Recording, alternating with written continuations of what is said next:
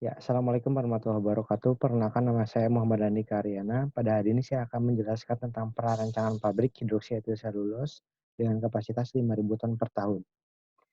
Kerangka materi yang akan saya bahas yaitu tentang resume paten, penentuan kapasitas pabrik, blueprint rencana massa, dan blueprint rencana energi. Pada resume paten, saya menggunakan dua jenis paten yang berbeda. Namun ada beberapa parameter yang sama, terutama pada bahan baku, reaksi utama, reaksi samping, dan katalis. Di sini menggunakan bahan baku utama itu cotton linter, dan di sini tidak menggunakan katalis. Selanjutnya, yang menjadi sama yaitu adalah jenis reaktor dan jenis reaksi.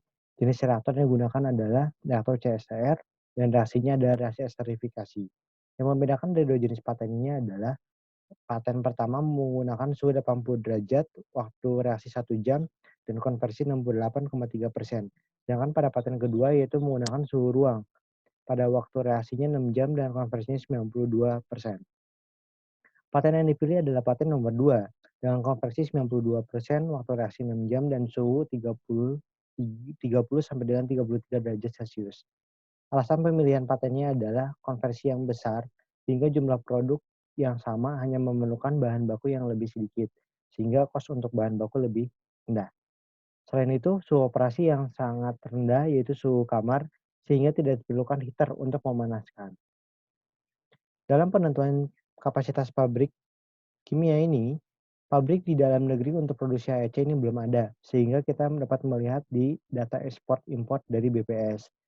Sehingga kita mendapatkan data konsumsi yaitu di range 2.000 sampai dengan 6.000. Untuk proyeksinya, yaitu kita mendapatkan proyeksi dari data tersebut sebesar 1.344 ton per tahun. Untuk kapasitas pabrik HEC di Asia itu berada di Cina, dengan kapasitas terkecil yaitu sekitar 5.000 sampai dengan terbesarnya itu adalah 30.000 ton per tahun.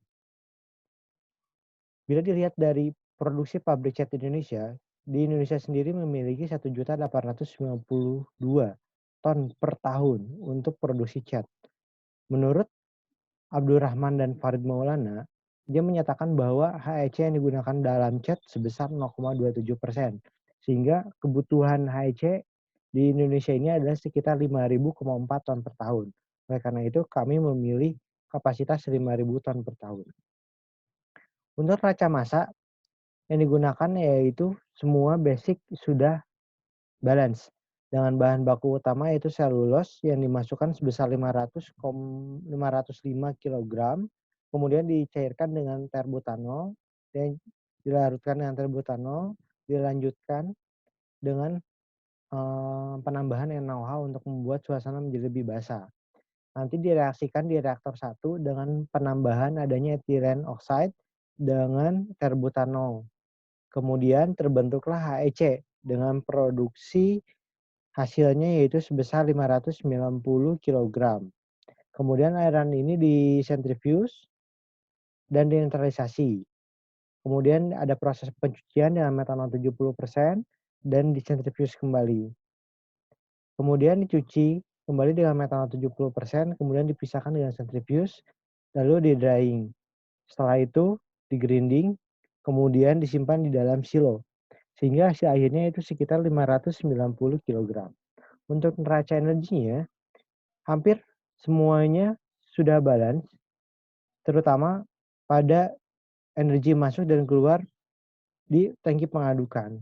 Ini sudah balance. Kemudian di reaktor 1 ini memerlukan panas dengan total 99.534 kJ per jam. Proses dilanjutkan dari sentrifuge, tangki netralisasi, pencucian, sampai yang terakhir adalah sentrifuge kedua. Di sini sudah balance, namun untuk proses drying ini saya belum memasukkan ke dalam tabel ini karena terjadi kesalahan hitung di drying sehingga saya harus menyelesaikan terlebih dahulu, kemudian saya akan masukkan terakhir.